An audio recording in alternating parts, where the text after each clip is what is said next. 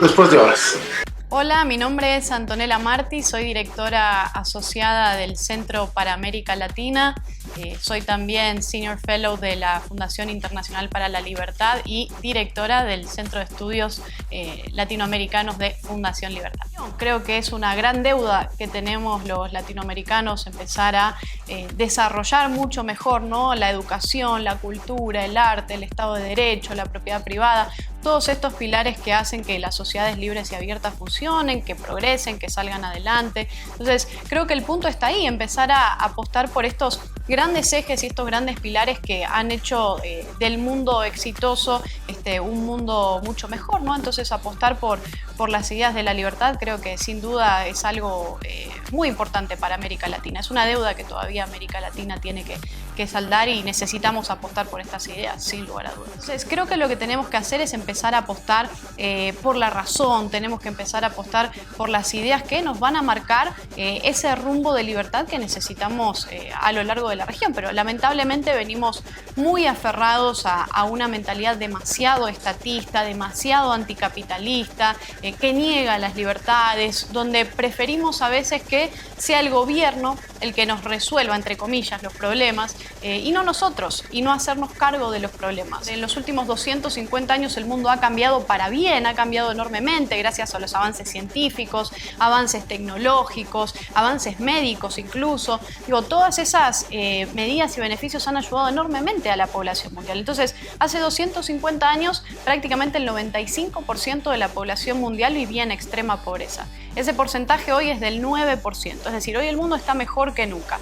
Hoy vemos países que salen adelante, que tienen medicinas, que tienen todas las comodidades, porque eso también es un punto importante. Ver que los sectores más pobres en las economías o en los países más libres, que apuestan por mayores libertades económicas, seguridad jurídica, Estado de Derecho y todos estos pilares, ahí los sectores más pobres ganan 11 veces más que los sectores más pobres en las economías más cerradas, más proteccionistas y más estatistas, ¿no?, según el índice de libertad económica de la Fundación Heritage en Estados Unidos. Entonces, tenemos que entender la importancia de esos puntos, sin lugar a dudas. Los resultados y a lo largo de toda esta pandemia nos han mostrado que es el mercado el que ayuda a la gente y no el gobierno. Al contrario, el gobierno empeora los problemas y con esta pandemia lo hemos visto.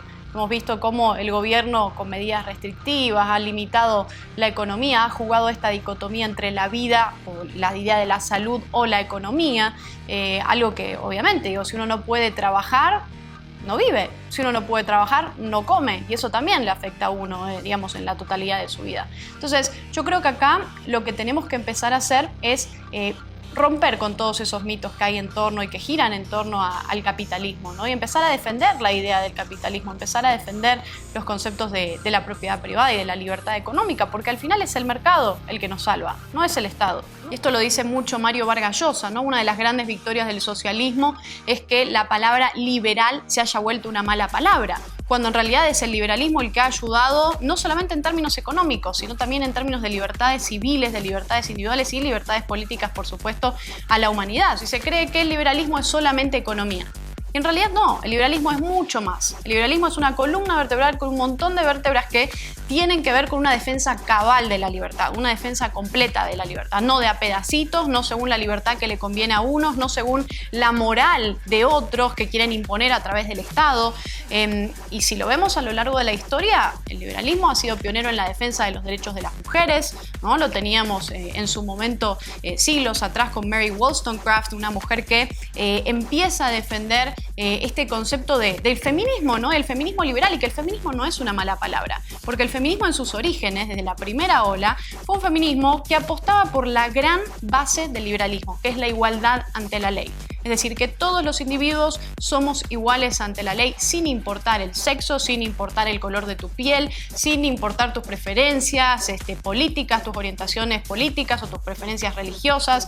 Y esa es la gran base del liberalismo, la igualdad ante la ley. Entonces el feminismo históricamente ha sido un movimiento que defiende las grandes bases del liberalismo. Y eran mujeres, ¿no? En su momento, ¿no? También Isabel Patterson o también incluso Ayn Rand, ¿no? Las grandes cosas que ha hecho por la defensa, de posicionar el capitalismo como una idea central que hace que todos los individuos puedan progresar y salir adelante, independientemente de estos puntos o estas características de los individuos que marcábamos recién, ¿no? Entonces, históricamente fue un movimiento liberal, eran mujeres que no pedían ayuda al Estado, ¿no? Que no pedían cuotas, que no pedían privilegios, sino que se plantaban frente al Estado y le decían, estos son mis derechos y se tienen que respetar como se respetan las demás personas.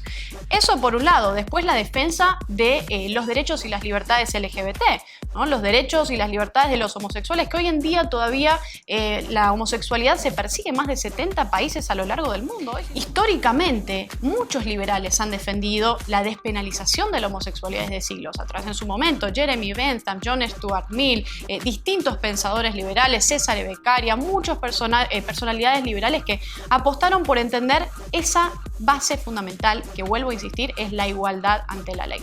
Ese punto también, por ejemplo, pero también podemos sumar el tema de la legalización de las drogas, ¿por qué no? Y defenderlo como, creo que esto es en América Latina una deuda que también nos debemos. ¿Por qué? Porque nosotros hoy con tanta violencia y tanto narcotráfico, ¿qué estamos pagando? O sea, las consecuencias de una guerra fallida contra las drogas, de perseguir una libertad de consumo de los individuos que afecta y que puede afectar únicamente al ser humano, y no necesitamos estados paternalistas que nos digan qué hacer con nuestro propio cuerpo. O sea, necesitamos estados que entiendan que somos adultos, que no somos niños que nos tienen que cuidar, que nos tienen que tener encerrados y que nos tienen que decir qué hacer y qué no con nuestra vida. Muchos pensadores liberales en su momento hablaban y apelaban a estos temas. Hoy en día, bueno, la gran cabeza, el gran ícono de esto es Antonio Escotado, ¿no? El español que lo defiende muy bien y que entiende muy bien la importancia de apostar precisamente por la despenalización de las drogas. Así que, digo, históricamente el liberalismo ha defendido los grandes pilares de la libertad. Lo mismo en términos de medio ambiente. La historia ha demostrado que la libertad es la manera más importante y más respetuosa, ¿no? Del individuo y de lo que significa el individuo a lo largo de la historia. Entonces nos dejan claro los hechos que el ser humano siempre prefiere eso, siempre prefiere vivir en libertad.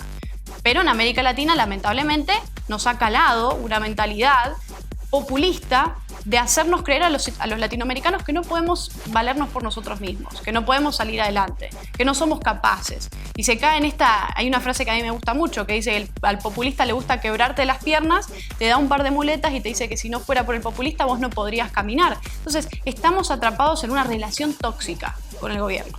Lo queremos llevar a una frase más fácil para entender. Es una relación tóxica que tenemos los latinoamericanos con los gobiernos. Entonces, mientras no dejemos eso atrás, no vamos a poder salir adelante.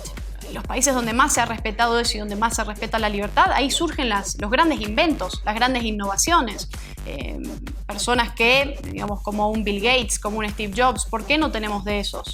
Estos grandes inventores en América Latina. No es porque no hay personas talentosas, nos sobran personas talentosas en América Latina.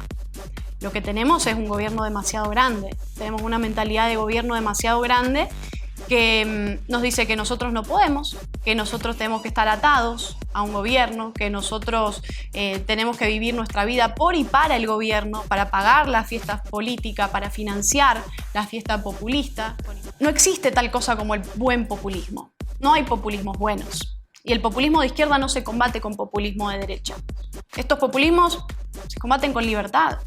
O sea, la libertad tiene que ser el camino, la libertad tiene que ser la solución. Porque si no nos vamos en un péndulo que cada vez se vuelve más extremista.